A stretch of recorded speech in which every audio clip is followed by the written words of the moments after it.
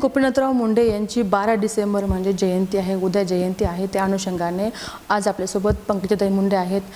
ताई, लोकनेत्यांची जयंती या अनुषंगाने आपण उपक्रम खूप घेता. यावेळेसचं स्वरूप कसं असणार आहे, काय काय असणार आहे जयंती? यावर्षी उपक्रम दरवेळी मी वेगळेपणा आणण्याचा प्रयत्न करते. यावर्षी मी सगळ्यांना विनंती केली की गोपीनाथगड ही अशी एक जागा झाली आपल्या सगळ्यांसाठी की मुंडे साहेबांसाठी आपण तिथे जमतो 12 डिसेंबरला 3 जूनला. तर यावेळी गोपीनाथगडावर न जमता गोपीनाथगड गावोगावी गल्लोगल्ली न्या आणि जे मुंडे साहेबांवर प्रेम करणारे लोक आहेत त्यांनी मुंडे साहेबांची जयंती साधेपणाने का होईना पण एक समाजसेवेच्या माध्यमातून साजरी करा. त्याच्यामध्ये रक्तदान, अन्नदान आणि श्रमदान या सगळ्या गोष्टींना महत्त्व द्या असं मी आवाहन केलेलं आहे.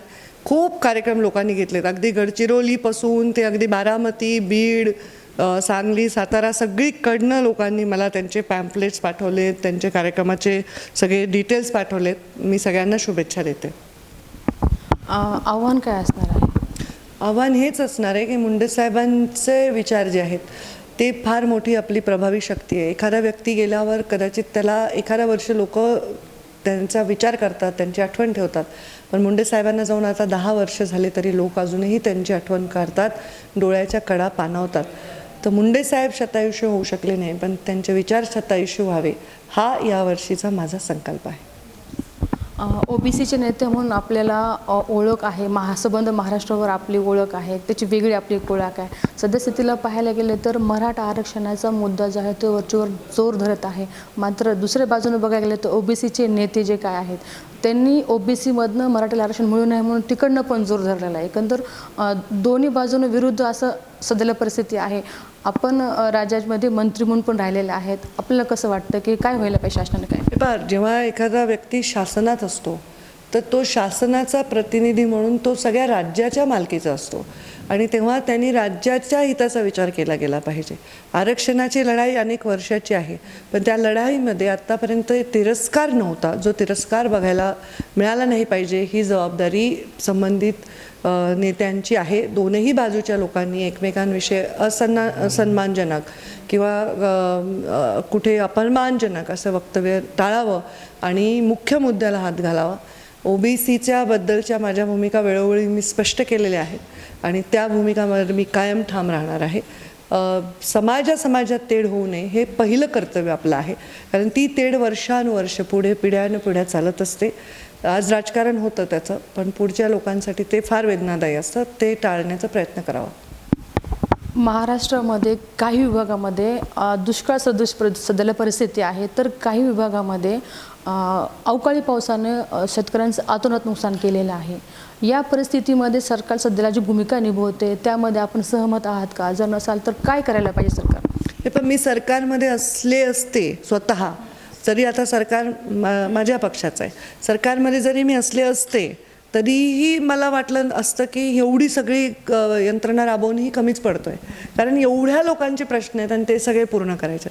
तर मला असं वाटतं की सरकारने त्वरित पंचनामे करावे आणि त्या लोकांना मदत ही वेळेवर द्यावी. शेतकरी प्रचंड अहवाल दिलाय, कुठे पाऊस नाही म्हणून, कुठे अवकाळी पाऊस आहे म्हणून. तर शेतकऱ्यांच्या बाजूनी मत देणं हे नेतृत्व म्हणून माझं जास्त कर्तव्य आहे.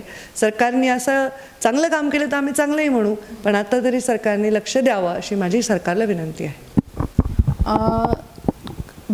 बीडच्या परळीमध्ये काही दिवसापूर्वी शासन आपल्या दारी हा कार्यक्रम झाला आणि या कार्यक्रमाच्या मंचावरती संबंध महाराष्ट्राला एक वेगळं चित्र पाहायला भेटलं. त्यामध्ये एकनाथ शिंदे मुख्यमंत्री, उपमुख्यमंत्री देवेंद्र फडणवीस, अजित पवार, धनंजय मुंडे आणि आपण एकत्र होता. अशा चर्चा होत्या की आपल्यामध्ये काही मतभेद होते राजकीयदृष्ट्या. आता ते मतभेद आहेत का की संपुष्टात आले? मुळात या चर्चांना उत्तर देणं किंवा या चर्चा काय आहेत ह्याच्यावर लक्ष देणं मी बरेच वर्ष आधी बंद केलं आहे कारण कुठलेही लोक अंदाज बांधतात, माझ्या मनात काय हे सुद्धा सांगतात. म्हणजे ह्या सगळ्या आश्चर्यजनक गोष्टी आहेत. हा कार्यक्रम मुळात परळीत होता. परळीची मी 10 वर्ष आमदार राहिले, 5 वर्ष मंत्री, पालकमंत्री म्हणून जिल्ह्याचं काम केलं आहे. या कामांचं बीजारोपण मी केलं आहे. मी असताना मंत्री ह्यातली अर्धी कामं सुरू झाली आहेत, पूर्ण झाली आहेत. तर यामुळे त्या कामांचा माझा एक स्नेह होता, संबंध होता आणि वैद्यनाथ प्रभूचा जो ज्योतिर्लिंग आहे त्याचा महाकालच्या धर्तीवर असं डेव्हलपमेंट इथे व्हावी. ज्योतिर्लिंगाच्या निमित्ताने लोक दर्शनाला आली तर इथली आर्थिक व्यवस्था सुधारते, या भागातल्या लोकांना इथे काम मिळतं कुठेतरी पैसा परळीमध्ये येतो, लोकांना, गरिबांना त्याच्यामध्ये रोजगार मिळतो आणि देवदर्शनाला येणाऱ्या लोकांची पण सोय होते. अशा हेतूने गेलेला कार्यक्रम आहे. तर विकास हा विषय माझ्यासाठी सर्वप्रथम आहे आणि विकासाच्या कामाच्या दृष्टीने सरकारी कार्यक्रम तो होता. त्याच्यामध्ये कुठलाही राजकीय वैयक्तिक असे प्रश्न तिथे असण्याचं काही कारण नाही, आणण्याचं सुद्धा तिथे काही कारण नाही. तर ह्या होत्या पंकजा मुंडे आणि उद्या लोकनेत्यांच्या जयंतीच्या अनुषंगाने खूप सारे सामाजिक आणि समाज उपयोगी कार्यक्रम होणार आहेत. तर खुद्द पंकजा मुंडे जे आहेत ते रक्तदानसुद्धा करणार आहेत. या अनुषंगाने आता उद्या खूप साऱ्या कार्यक्रमाच्या शुभेच्छासुद्धा दिलेल्या आहेत. कॅमेरा पर्सन संजीव रायसह सुकेश नाईकवाडे, टाइम्स नाऊ मराठी, बीड.